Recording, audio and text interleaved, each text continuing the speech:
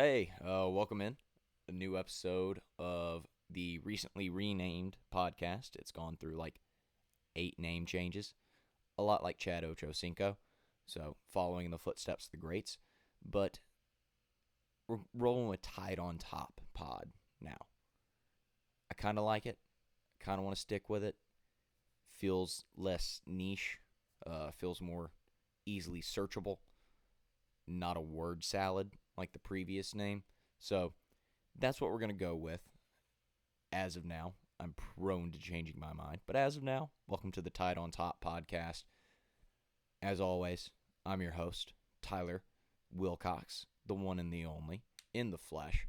And today, we're going to be going over week 1 of Alabama basketball, a commitment for Alabama basketball, where recruiting stands for Alabama basketball. And then we're going to get into Alabama football's win versus Kentucky and where kind of things stand at this point in the season, how we're feeling, how things are moving and grooving along. And yeah, I think that'll cover our bases for today. So without any further ado, getting into the games and my observations from the first two outings versus Morehead State and Longwood. Two big wins. Not big wins in the sense of like, oh, we won a big game, but big wins in the sense of we won by a lot. Put a lot of points on the board. I believe I saw a statistic that it was the first time Alabama's gone back-to-back 100-point games to open the season since 64, 65. If I'm not mistaken, that's the Rocket 8 squad. So, not awful company to be in by any stretch. But it's one of those things that through 2 games, it feels very early to say it in 2 games, but I feel confident in saying it. This is Nate Oates' most talented offensive team for his tenure in Tuscaloosa, and that's with a very talented offensive team in 21-22 and a very talented offensive team last year in 22-23.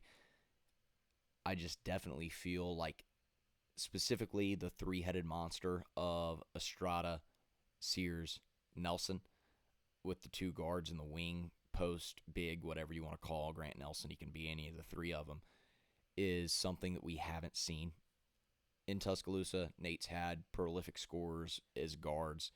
Nate's had prolific scorers along the wing. I don't think 2 or 3 of them, much less 3 of them, at the same time in both facets have coexisted in this offense before. And that's very exciting. These 2 games will certainly not be the last 2 times that Alabama scores 100 this year. And the offensive efficiency numbers will likely stay in the KenPom top 10 for the entirety of the season. That would be my guess. It's very exciting. It's very fun to watch. It's very fun to watch.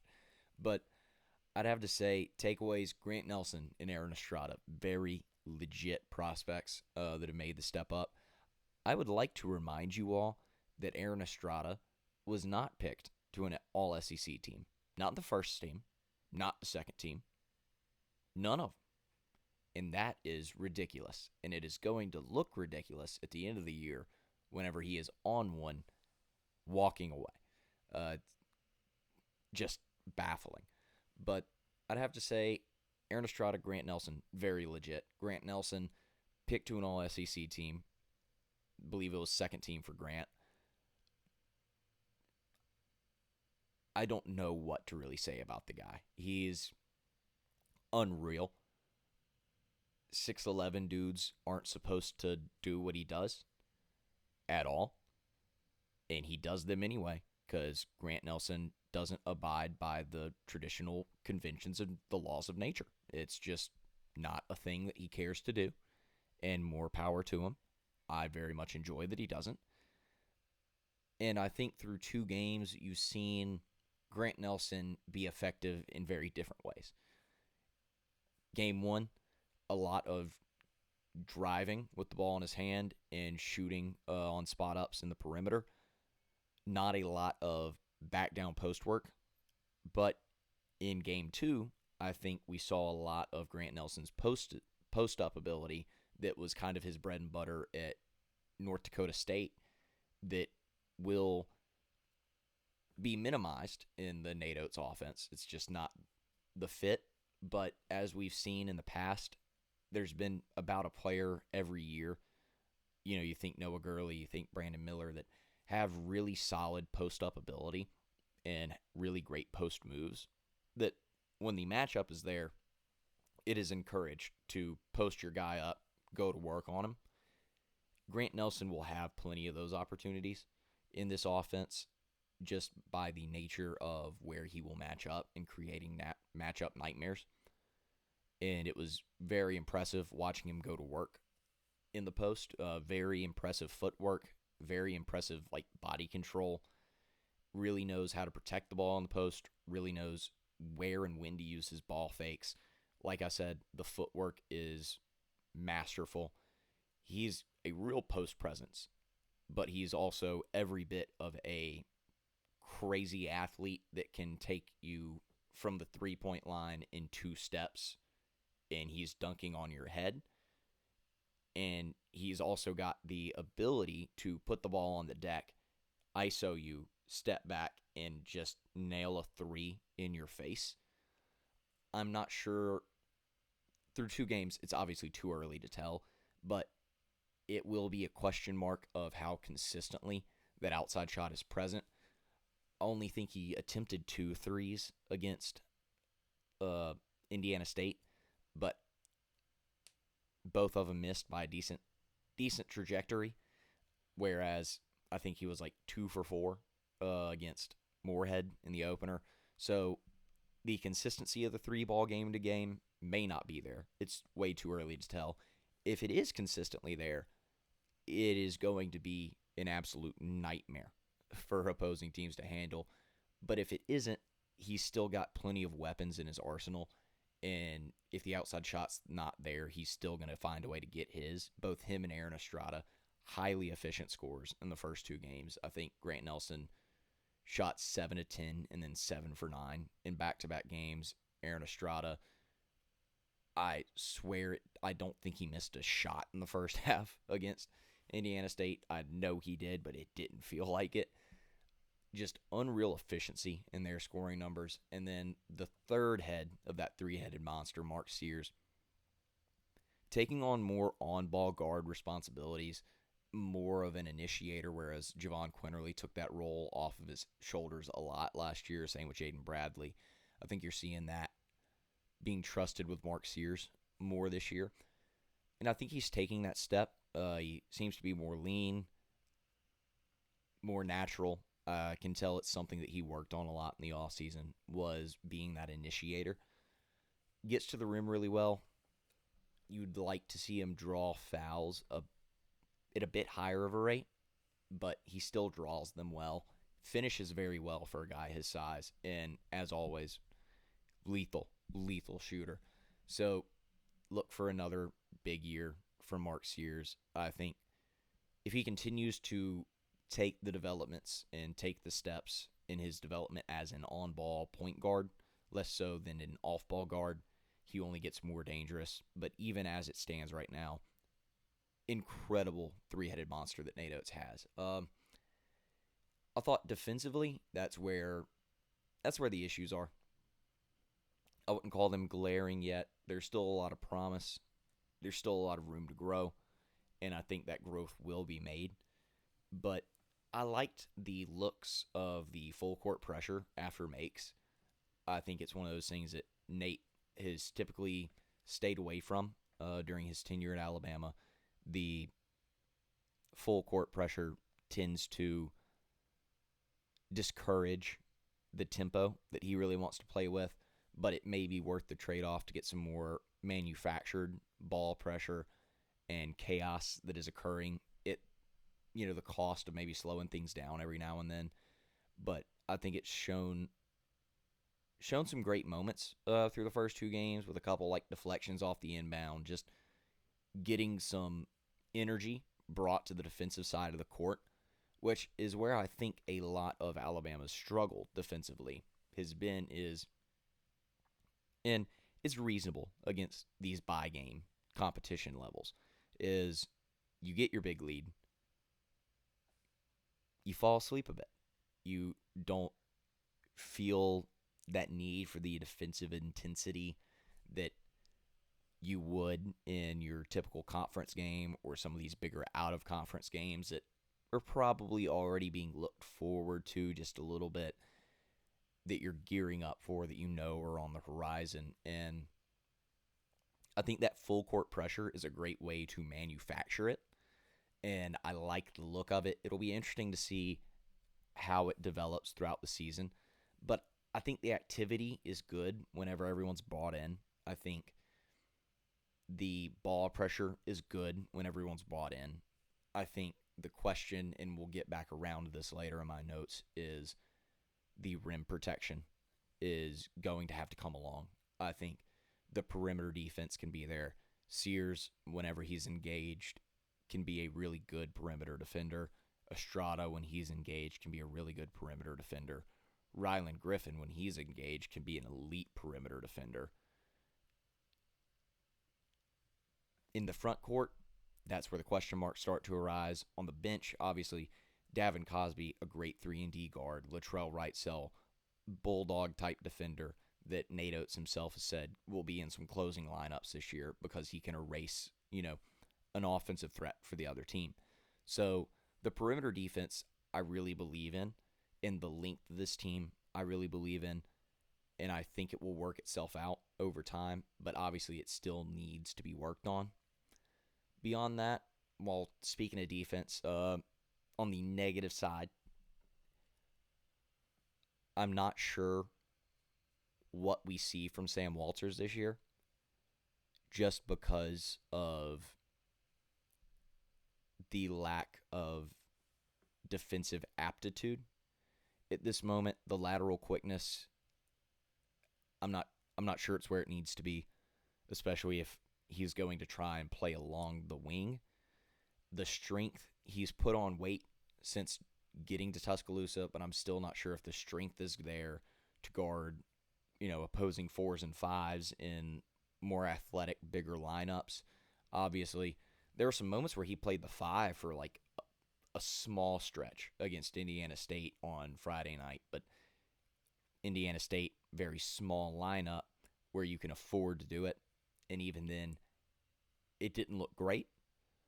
So his offensive ability leads me to believe there will be some form of a role for him in some capacity, just with his gravity as a shooter and with his ability to put the ball in the hoop, as long as he lets the offense come to him. In these first 2 games, I think he's tried to force the issue a bit, and that's not uncommon for a freshman that knows they're not really providing that defensive value, wants to contribute. I get it. But the offense will naturally come to Sam in this offense, primarily based off of the drive and spray. As a shooter, he will get his opportunities. He's just got to let them come. And I think there will always be somewhere and somehow that you figure out how to get a guy like Sam Walters on the floor in some capacity in this offense just because of the value as a shooter. But you will have to get him on your opposing team's worst scorer. Their worst offensive threat has got to be his matchup, and you've got to try and hide him defensively. That's just kind of the way things are for him as a freshman. Obviously, growth can be made on that end, and I want to see how he develops on that end over the course of his career. But through 2 games, unless something really changes drastically, he's going to have a severe cap put on his potential this year based upon his defensive production. Another guy that I think has, on the opposite end, defensive production that will raise the cap for their season is Rylan Griffin. I think he's been the guy through the first 2 games that I've really struggled to get the words for of how I'm feeling about his contributions this year. I think he can be the perfect glue guy for this offense. Obviously, and it's no shortcoming of his, when you have the 3 offensive forces of Sears, Estrada, and Nelson, it's hard to not be the fourth option on the floor for just about anyone. Those are three extremely capable and highly gifted scorers. So it makes it awkward for Rylan Griffin being the fourth offensive option on the floor as a starter, but he doesn't have that clearly defined offensive role that Nick Pringle has as a clear lob threat. That's what he is. His offensive opportunities will come from the pick and roll and diving, or being in the dunker spot for an easy dump, or putting a board back up. That's Nick Pringle's offensive production. Rylan Griffin, right now, through 2 games, has been a guy that's a sit on the wing, wait for the kick, spray it when you get it type of offensive producer. And I think Rylan Griffin can be much more than that. And I think through 2 games, we've played Morehead State and Indiana State, who really haven't had the perimeter, not the perimeter, but the interior defense that can really necessitate the kick from the drive. And so those opportunities haven't necessarily been there for Rylan Griffin in volume. But I would like to see him get more volume because I really do believe in him as a scorer. I believe in his offensive potential and offensive output. Part of me, I think there's 2 ways that I would attack this if Nate Oates is listening to me, which I think he should. Obviously, you win 4 SEC championships in the time he's been here when they've only handed out 7 trophies. You got to get your numbers up, Nate. You got to listen to me. But what I would say is try and see if we can get some more action with Rylan Griffin as the pick-and-roll ball handler at times, because he has really good vision as a passer, and he makes really solid, crisp passes in the times that he does pass.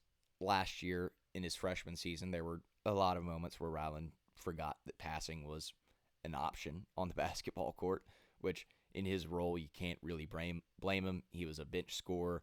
He was coming in to get his, and you can't fault a guy for that whenever that's your role. But he can be very capable as a distributor. He has really great length and athleticism when getting to the hole. And he's also got the ability to step back or take a shot off the dribble on the 3-point line. And so I would like to see some of that incorporated.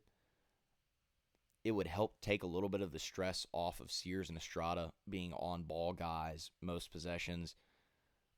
Grant Nelson's been taking the stress off in a lot of those possessions, taking the ball up. But working in a fourth guy that is just the defense has to be accountable for taking the ball up. Like if you're putting your worst perimeter defender on Rylan Griffin, we should be able to exploit that offensively by letting him take the ball up the court and not allowing you to hide it. So I'd like to see some of that involvement, and potentially I think it could be worth experimenting with him in the Javon Quinterly role from last year, which is a quote-unquote demotion from the starting lineup, but it would result in a more expanded role for him as a player in the long run, whereas Javon Quinterly came in first off the bench, bucket getter, guy that really came in and gave the offense a different spark and a different energy. It may be worth trying with Rylan just because you want to try and get him involved. He is a gifted scorer. Obviously, the trade-off with that is you lose Rylan Griffin as a defender in your starting 5. And Rylan Griffin as a defender can be very elite and can take on your best perimeter threat and ice them out. That's what he did with Wendell Green last year during Alabama's road trip to Auburn. It's what he did on Friday when guarding Swope from Indiana State, who went on a tear early. Rylan Griffin got put on him, iced him out. And so there's a lot of trade-off and there's a lot of give and take with Rylan Griffin, but I think if you really want to unlock this offense, which is already potent, but if you truly want to gear it up, figuring out Rylan Griffin's role and establishing and defining it and giving him more opportunity is how you have to approach that.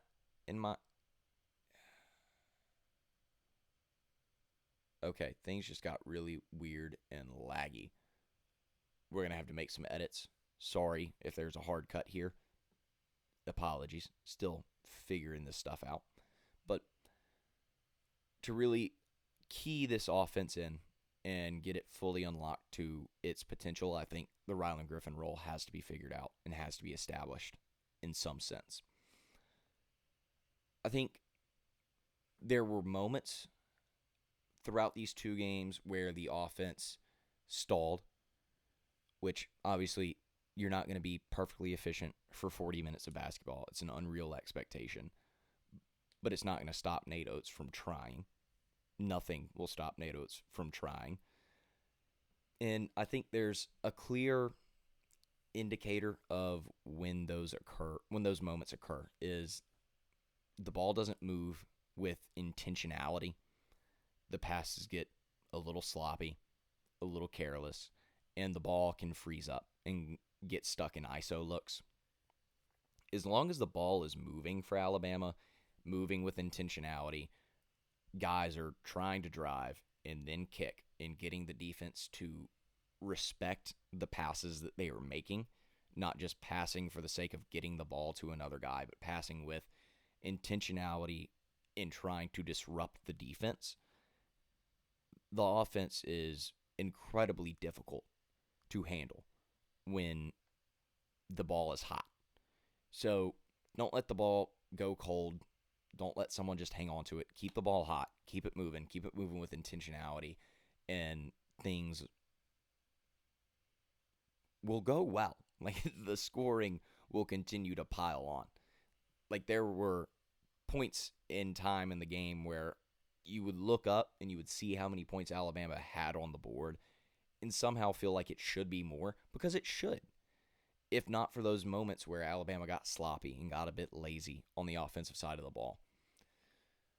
Speaking of offensive output, Wrightsell and Davin Cosby, Latrell Wrightsell, Davin Cosby, I think both can be very, very, very, very good perimeter threats for this offense. I think they're good bench guards. They defend tough as hell, absolute junkyard dogs on that end, and they can really make you pay from the perimeter, and they distribute the ball well when they're in and running the bench unit. I'm concerned about the finishing ability for both guys, mainly Latrell Wrightsell, because looking at his volume shot chart whenever he committed to Alabama, that was one thing that really stood out to me. Was incredibly gifted scorer, is a jump shooter, mid-range, three-point money. As an Alabama guard, you want to see more efficiency scoring at the rim than what was indicated that Latrell Wrightsell possessed at Cal State Fullerton. Obviously, I think the looks that this offense generates and the time that he will spend in this system in an SEC strength and conditioning program as a veteran guard will only increase that. But it is my one area of concern, and I think it was validated a bit in the Indiana State game. There were a couple of looks at the rim that shouldn't have been as challenging for Wrightsell as they were, but they ended up resulting in misses. Cosby, we haven't seen that look from yet. I legitimately don't think he's taken a shot from inside of the three-point line to this point in the season, kind of just by nature of what his role is kind of like a spot-up guard. But it's one of those things that watching his tape coming out of high school was a bit of a concern for him. So that's one thing I would look for those two guys moving forward, is see if they grow as interior finishers. Speaking of growth as an interior finisher, Mohamed Diabate. I really, really, really like the promise of Mohamed Diabate to this point. Has gotten to the rim at an excellent rate, really has, in very limited action. Some of that is going to be due to the level of competition that he is facing, coming in and really only being matched up with the bench units of, Morehead State and Indiana State. He should be able to beat their guys to the rim. He absolutely should if he's going to play SEC ball. But he's getting to the rim at a super high rate. He needs to convert. You don't get points for getting there. You only get points for finishing. And I think that will come.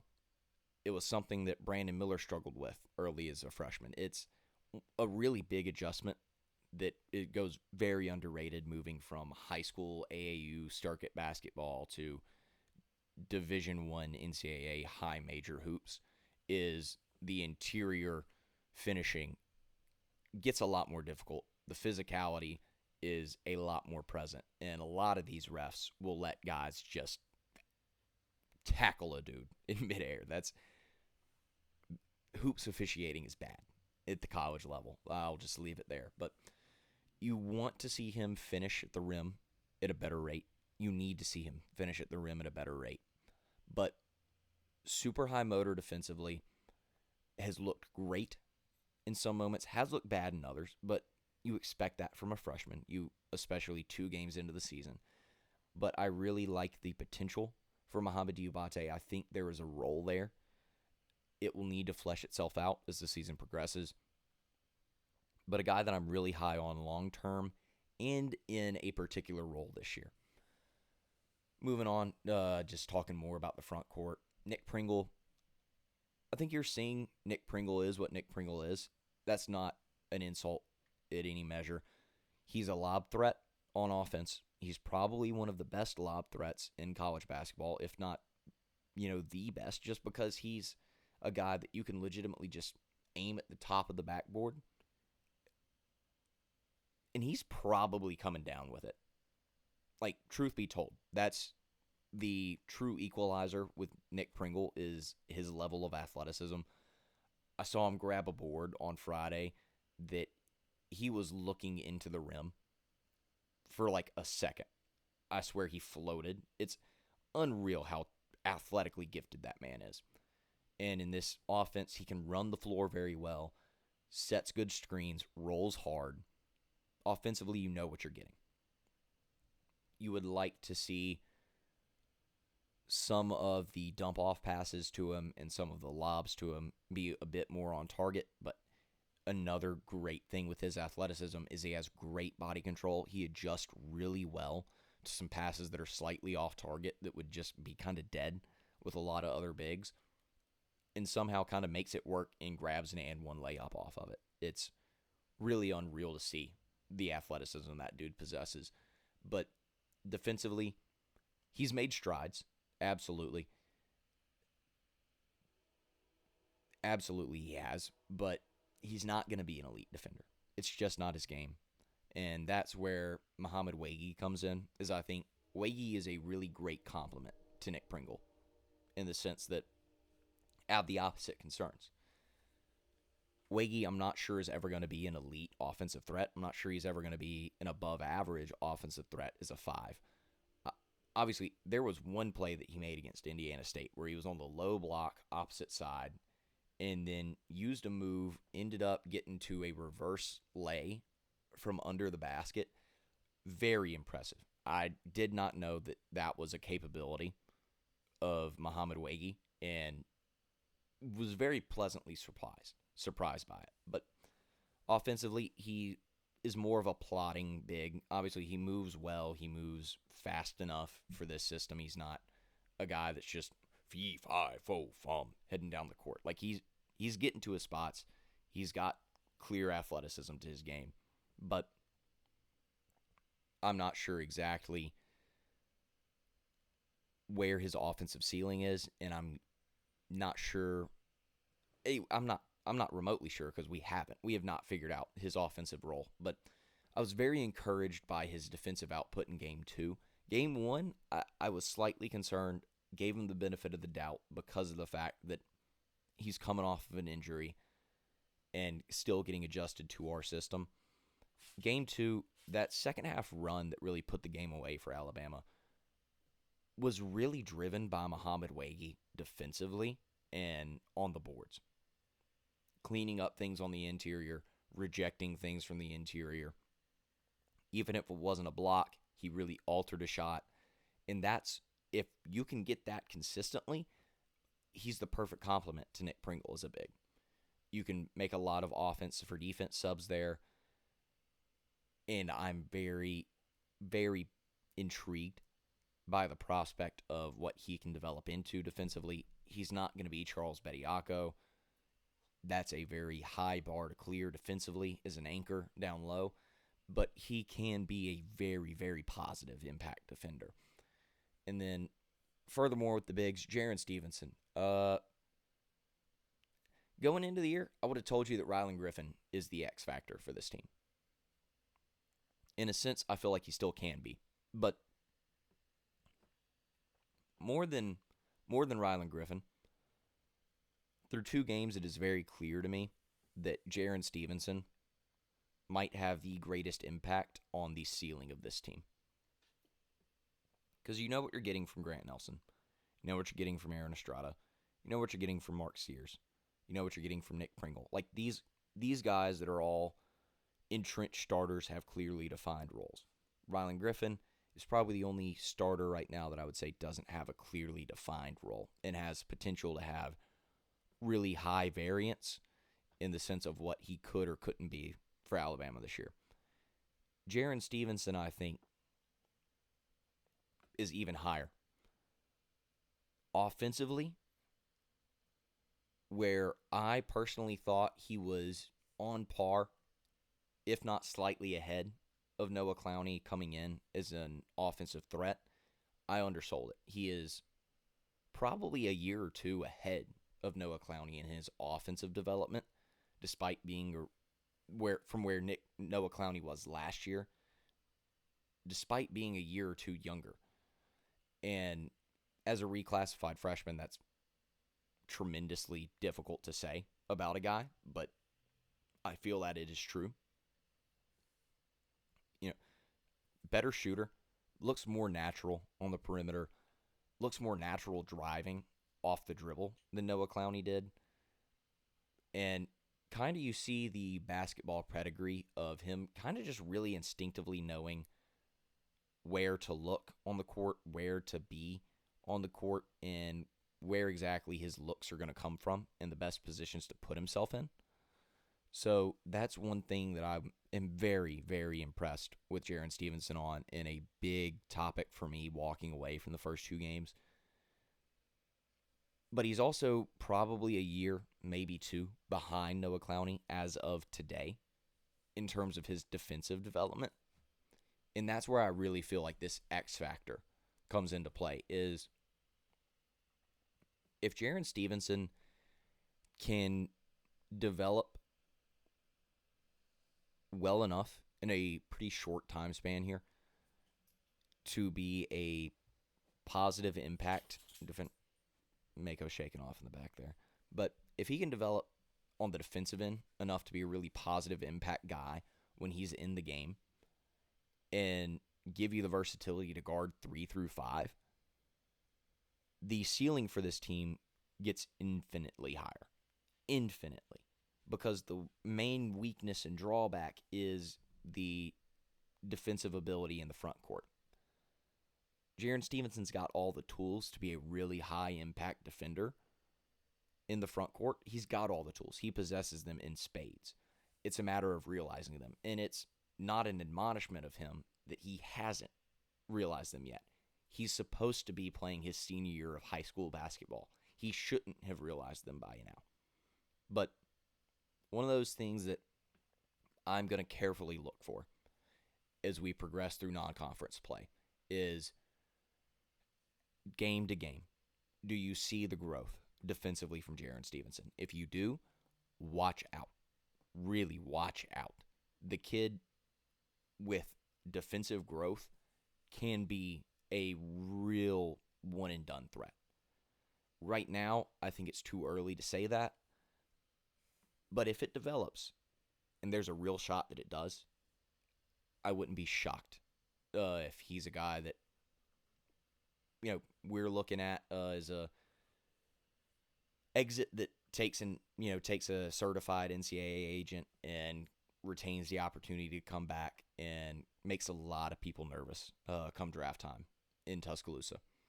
But beyond that, I'd say with a defense that shows its most questions in the front court, I'm actually very ecstatic by the coaching staff that we have this year because of the fact that obviously Charlie Henry, excellent defensive coach, led Alabama to some absolutely top tier defensive seasons. But as far as bigs go, you can never really replicate the knowledge of being 6'10". The good news is there's a grad assistant at Alabama that you may have heard of. His name's Erwin Dudley. Had a pretty good career at Alabama, had a pretty good career as a pro, that is sitting on the bench and helping out with the bigs right now. And that's a real ace in the hole that I don't think a ton of people have really talked about with the state of this roster and where the weaknesses lie. Very happy that Erwin Dudley is on the bench working with these bigs. I think that's a real promising sign. The last thing I'd touch on through 2 games is the turnover rate is just below 17%. 24 turnovers through 2 games. I think it was 13 in game 1, 11 in game 2. About what you expect with veteran guards in this system. The system lends itself to some turnovers and playing out of control at times. It's just a matter of reining in that chaos as well as you can.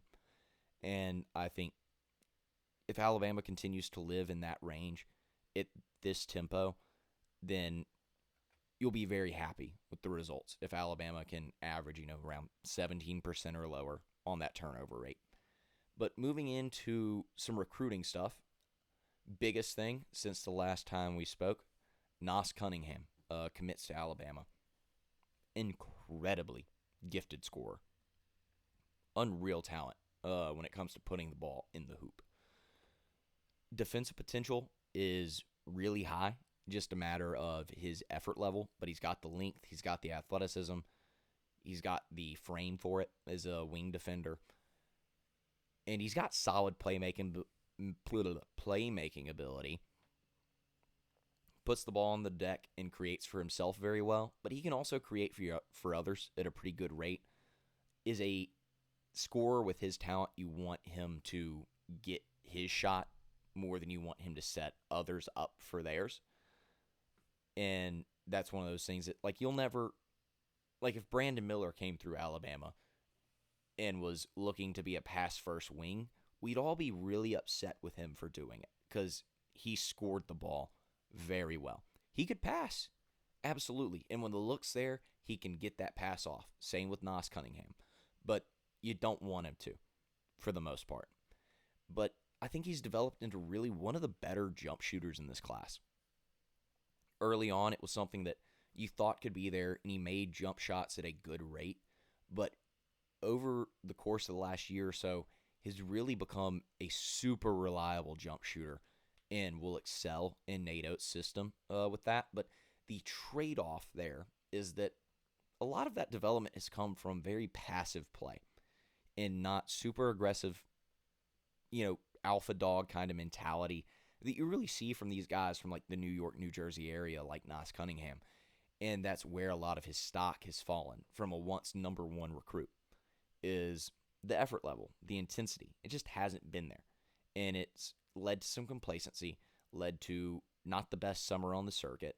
But I think you're starting to see some of that come back. I think if you watch some of his border league games, you saw it. I think it's something that throughout this high school season with him at Southern California Academy, you'll be seeing more of, is I think that fire has been lit under him once again. It's hard to keep that fire in that overtime elite league. You're playing a bunch of glorified scrimmages against the same people over and over and over. It's bad basketball, and it's hurting prospects that sign up to play there more than it's helping them. I'll die on that hill. I do not like overtime elite as a league. I think it does much more harm than good, but that's a different tangent for another day. But he should be a great fit alongside Aiden Sherrill as the wing that complements not the compliment. It's hard to call a guy like Nas Cunningham the compliment, despite Aiden Sherrill being the higher ranked recruit as of today. Because Nas Cunningham, when playing at full speed and full intensity, is still every bit of one of the single best players in this class. I don't think you'll find a talent evaluator or a scout that would tell you otherwise. It's just a matter of getting that from him consistently. And that's not a worry I have with Nate Oates.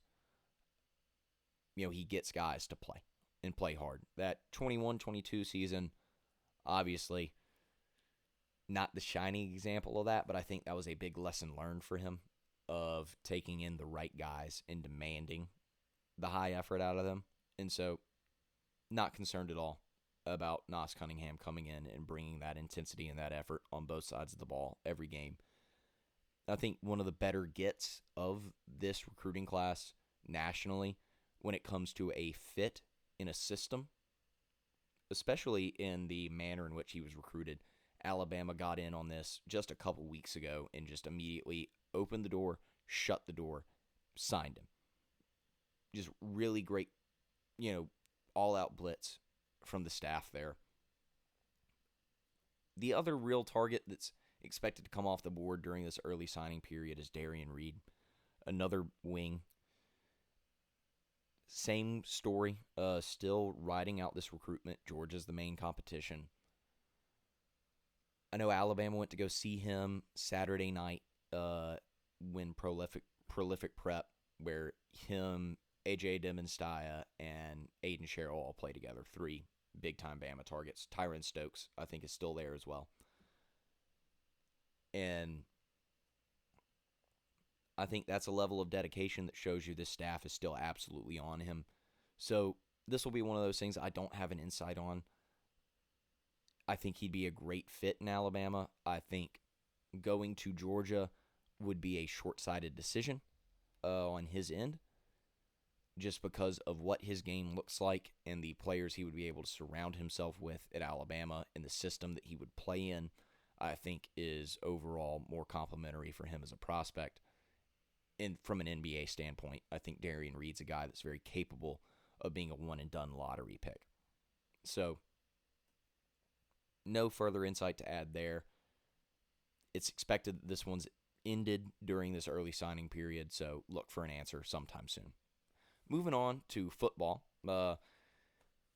Win versus Kentucky, 49-21 was the final. One of those things that the game felt like it was over in the first quarter. And then the muff punt by Kool-Aid, which I think that's where I'll start this kind of recap and overview with, is you can't continue to have him go out there and fielding punts.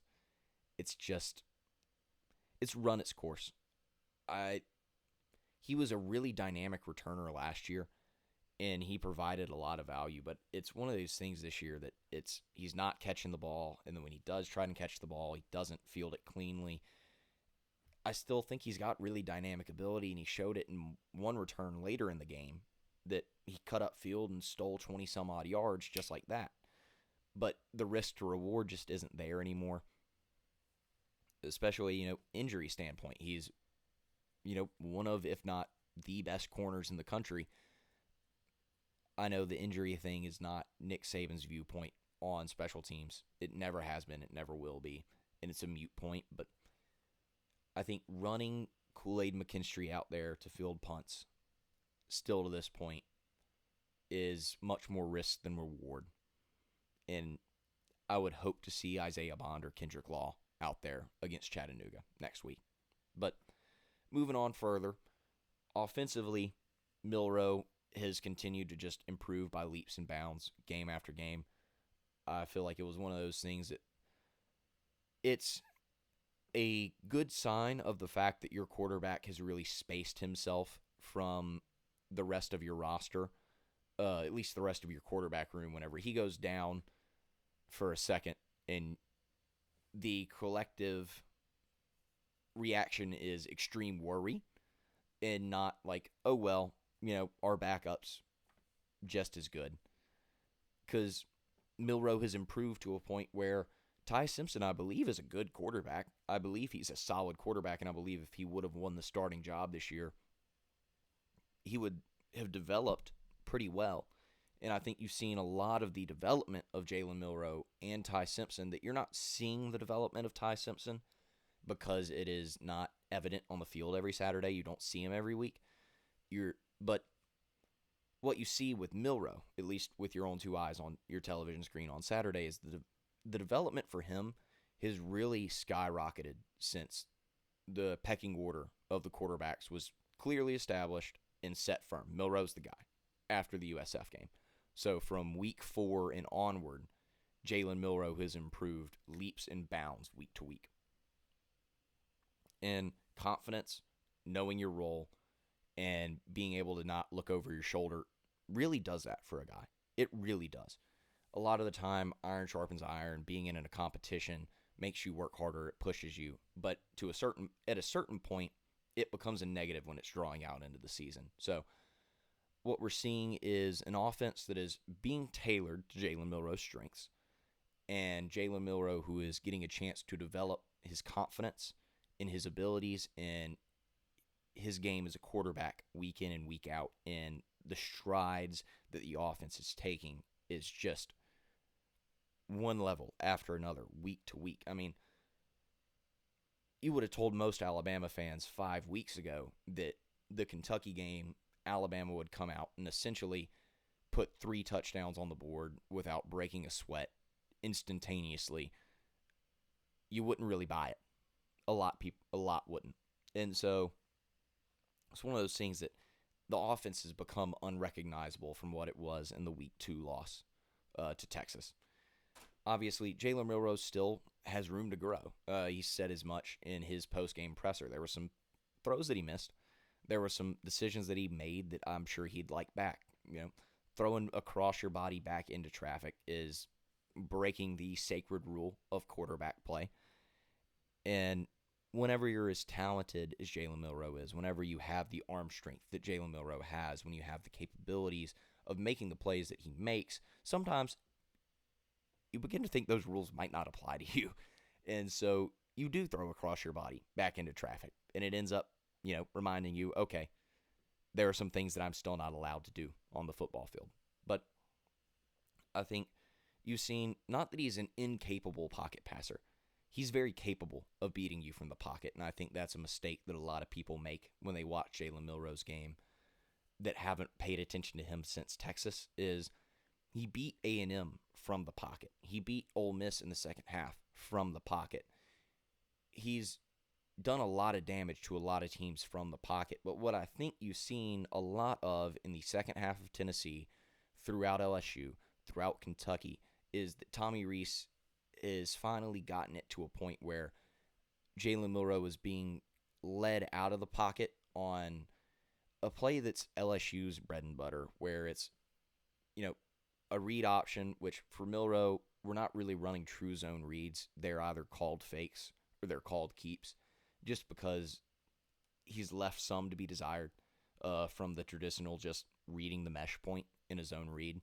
And that's something that he'll need to work on in the offseason. But you're seeing a lot of the offense get opened up and giving him some layups, giving him some looks that he's very comfortable with. That flood concept that Alabama has really built the offense around in the last couple weeks is a concept that Milroe is very great at reading, and it plays to his strengths as a passer. You can run it field side, you could run it far side.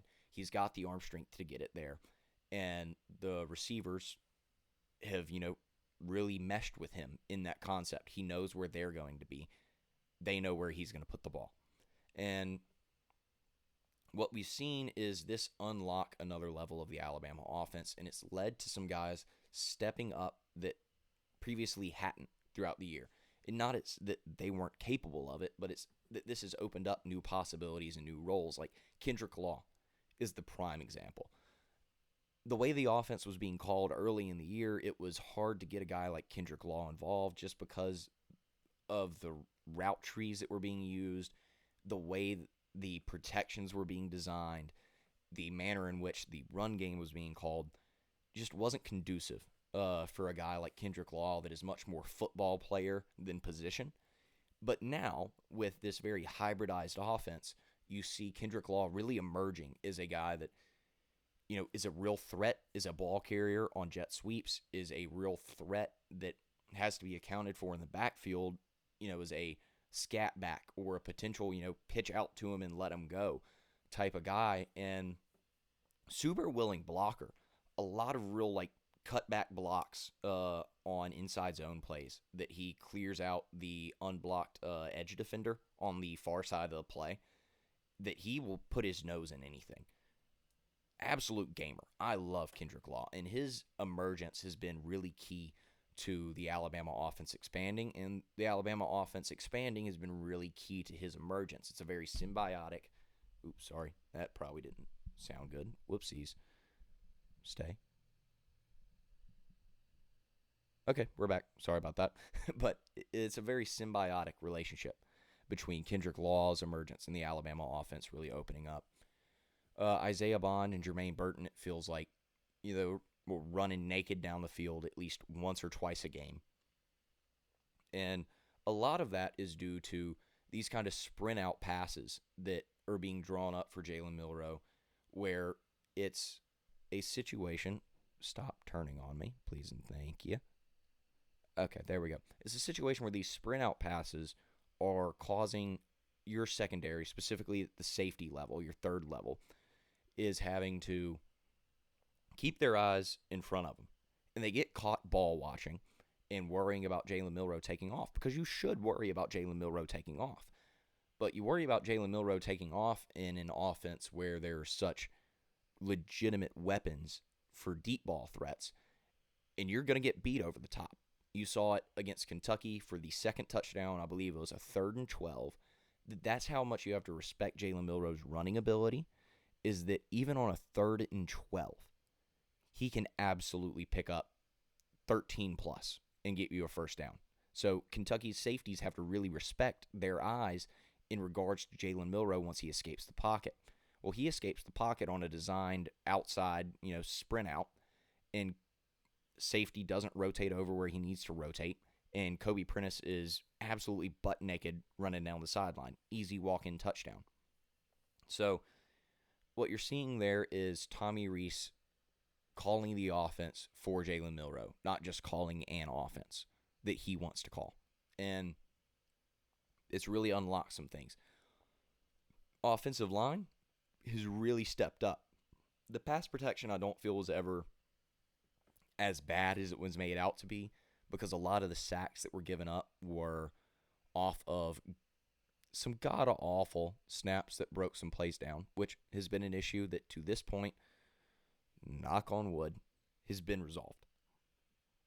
And then on top of that, the other sacks were a lot of Jalen Milroe drifting into pressure with poor pocket awareness, or holding onto the ball for forever and a day, or not being decisive enough when breaking the pocket.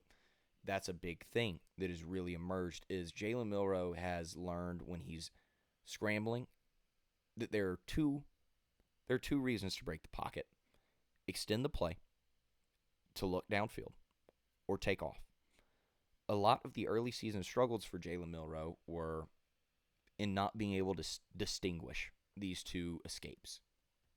That he would get caught up trying to run and pass at the same time when he escaped the pocket, and it led to a lot of potential gains being mitigated. It led to a lot of throwaways not being taken.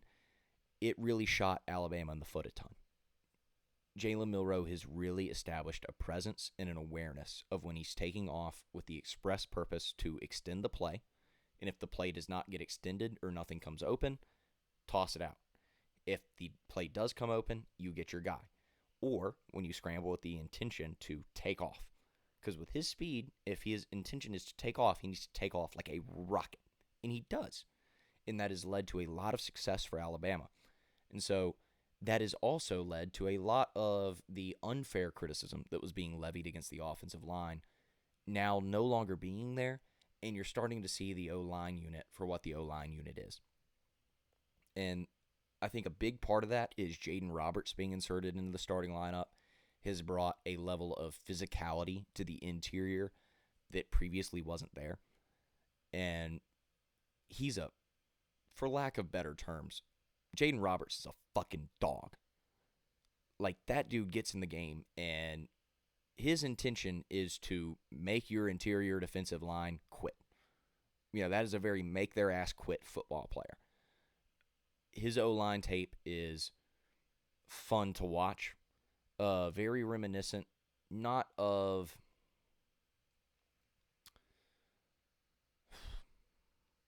I'm trying not to, make a hyperbolic comparison for him. But, I want to say Deontay Brown in the... You know what, actually? Offensive guard Landon Dickerson. That is the better comp for Jaden Roberts. Yeah, that's the comp. Is Landon Dickerson, his first year at Alabama, he played offensive guard instead of center. And he plays offensive guard now in the NFL, where he is a solid pass pro protector, very solid. But he lives to run the ball. And Jaden Roberts is the exact same way. Most offensive linemen are that way, or at least they outwardly say that they are that way. Jaden Roberts is about that. Absolutely and unequivocally. Jaden Roberts is about that. He wants to put his helmet directly into yours and drive your ass back. It's incredible to watch. I cannot rave about Jaden Roberts and what he has meant to this offensive line enough. But furthermore, you're seeing Caden Proctor get better at handling speed rush and get better in his technique and learning when to soft set his pass pro, or when to hard set, put his foot, and not let a guy kind of push the pocket in on him. And you're seeing these pockets that are being made for Jalen Milroe be a lot more comfortable. You're not getting the immediate insta pressures in the sense that they were early in the year, where the struggle was in protecting him through, some just absolute insta wins with the offensive line just getting their ass blown off the ball. So that's probably all I've got for the offensive side of the ball, other than the running back room has really been solid in my eyes. It's not a group of world beaters to this point. I think Jace McClellan provides value. Roydell Williams provides value. I think the guys that could potentially be, the world beater type running backs, or the younger guys, Jam Miller, Justice Haynes, I think next year could be a really, really, really fun 1-2 punch. It's not there yet this year. But what I can say for all of our running backs is they get north and south in a hurry, and they wear you down. And then they will get their big run because they've gone north and south enough that once they hit that one cut and they find that seam, they'll pick up 20 on you pretty quick. The running back room has been very solid. But defensively, obviously, no Jalen Key against Kentucky, no Deontay Lawson against Kentucky. I thought Christian Story had a very nice bounce-back game after a very rough showing when he got put into the game versus LSU. Kentucky was obviously a more conducive matchup for him. He's a very much so a more physical in the box type of safety that wasn't going to fly against LSU with those pass catchers. You have to be a coverage, you have to be excellent in coverage against LSU. Kentucky, much more conducive matchup for Christian Story as a box safety, as someone that can play physical and closer to the line of scrimmage. Solid game, nothing spectacular. Didn't come out there and have the game of his life, but did his job. And next man up mentality, you like to see that from him coming into a Chattanooga week when you're not sure exactly how fast you're going to get Jalen Key back. Devontae Smith was also healthy for the first time this week. A big get back for Alabama. You could never have enough depth in the secondary, and that could be potentially meaningful down the line. You never know how injuries are going to play out. Jihad Campbell is a dude. Is an absolute dude. Deontay Lawson's going to have an interesting decision come draft time. I think with the amount of time he's missed to injury over the course of his career, especially this year whenever he's put on really good tape, is a situation where I would lean towards him coming back. I think he can provide himself a lot of value, but his tape alone that he's put up this year will intrigue some NFL front offices to take him potentially day two. But next year, if you're looking at an inside linebacker duo of Deontay Lawson and Jihad Campbell again, holy hell. Like Jihad Campbell, as as much as Jalen Milroe has grown offensively from week one, Jihad Campbell has just continually put out teach tape, teach tape, teach tape week after week as an inside linebacker. And without Deontay Lawson this week, he really popped to me. Another guy that's really put out a ton of great film for himself, Terrion Arnold. Absolute textbook play on the route, the comeback route that Terrion Arnold jumped for the interception. It wouldn't shock me at all. This guy is a round one NFL draft prospect. He's got the length that you ideally want out of a corner, got the height. He's got the rangy ability. He can press. He's excellent in man coverage. Just an absolute perfect example of Nick Saban saying provide value. Create value for yourself and trusting the process of moving to cornerback after being recruited as a safety, having an admittedly rough year last year at the cornerback spot while getting his feet under him, has really come out of the other side of that is an elite corner. And I think the pass rush, the defensive line continues to look good. It's one of those things that I think as Alabama has set itself up for a collision with Georgia in the national title game, it's going to be one of those things that Carson Beck has kept a pretty clean jersey all year.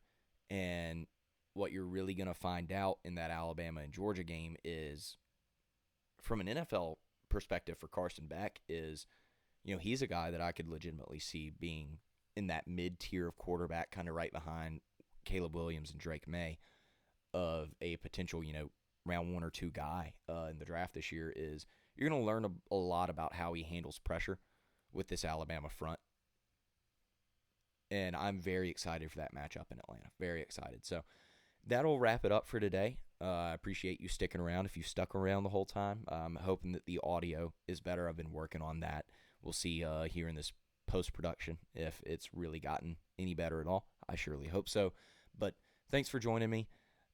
Be back probably about same time next week and, covering Alabama's next two games. I believe it's South Alabama and I want to say Mercer in basketball, and then obviously the Chattanooga game for football. It'll be a lot more of discussing, next year's potential contributors. Hopefully this is not a Georgia Southern affair. There is no shit through a tin horn rant after this one, but we'll see how it goes. Anyway, thank you.